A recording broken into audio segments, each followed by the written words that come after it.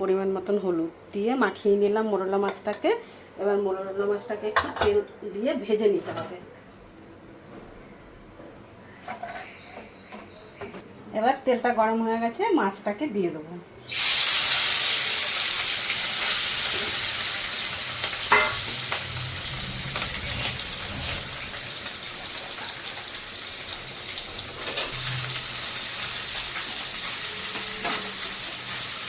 মাছটাকে দিয়ে দিলাম। এবার ভালো করে ভাজা হয়ে গেলে উল্টে দেবো।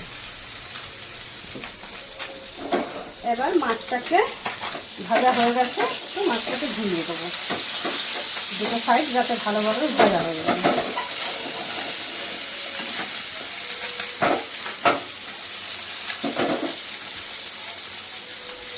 এবার সম্পূর্ণ ভাজা হয়ে গেলে তুলে দেবো। ভাজা হয়ে গেছে, মাছটাকে এবার তুলে দেবো।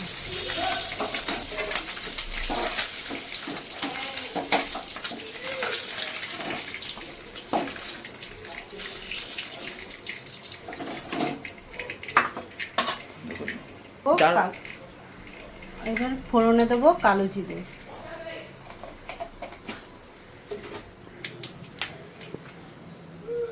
তারপরে একটু ঝালে আলু দেবো। সেই আলু পেঁয়াজটাকে ভালো করে ভেজে নেব।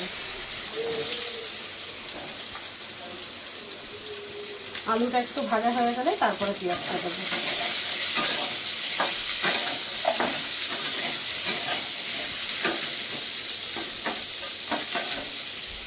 ভাজা হয়ে গেল, দিয়ে দেবো পেঁয়াজটা। পেঁয়াজটা দিয়ে দিলাম। এবার হালকা দিয়ে পেঁয়াজটার সঙ্গে ভাজা হয়ে যাবে, তারপর দেবো মশলাটা।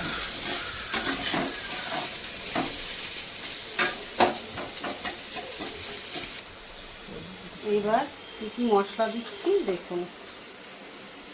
এখানে আছে সর্ষে বাটা, কাঁচা লঙ্কা বাটা, আর এটার মধ্যে আছে টমেটো। এবার পরিমাণ মতন হলুদ,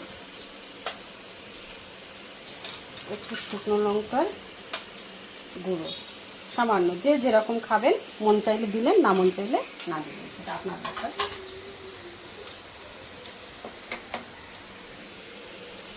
একটু জল দিয়ে দিলাম, আর পরিমাণ মতন নুন।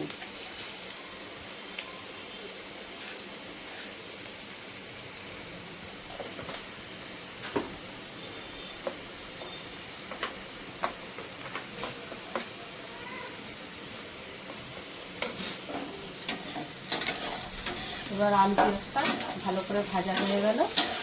এবার মশলাটা দিয়ে দিলাম।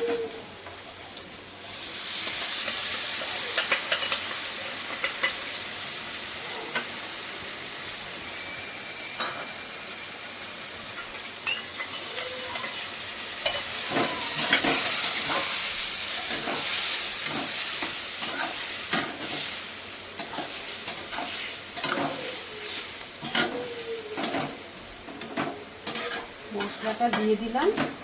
এবার সর্ষে দিলে তো বেশি কষাতে নেই, তাহলে সর্ষেটা তিতো হয়ে যায়। তার জন্য আমি বেশি ভাজলাম না মশলাটা। এবার আমি দিয়ে দেবো উপর থেকে মাছটা দিয়ে দেবো,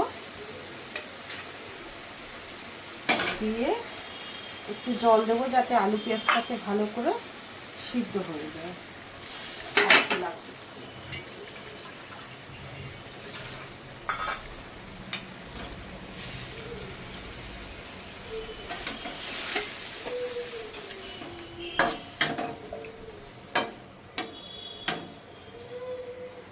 বাস, এবার 10 মিনিট ঢাকা দিয়ে দেবো, তাহলে আলু পেঁয়াজটা সিদ্ধ হয়ে যাবে।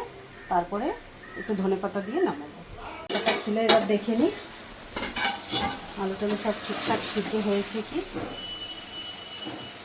হ্যাঁ, আলু টালু হয়ে গেছে সব ঠিকঠাক সিদ্ধ। এবার একটু উপর থেকে দেবো স্লাইস করা টমেটো, আর দেবো একটু ধনেপাতা।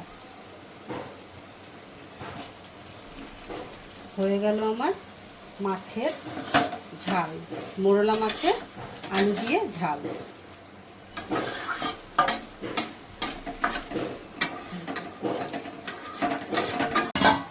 এবার আমি মোরলা মাছের ঝালটা নামিয়ে নেব।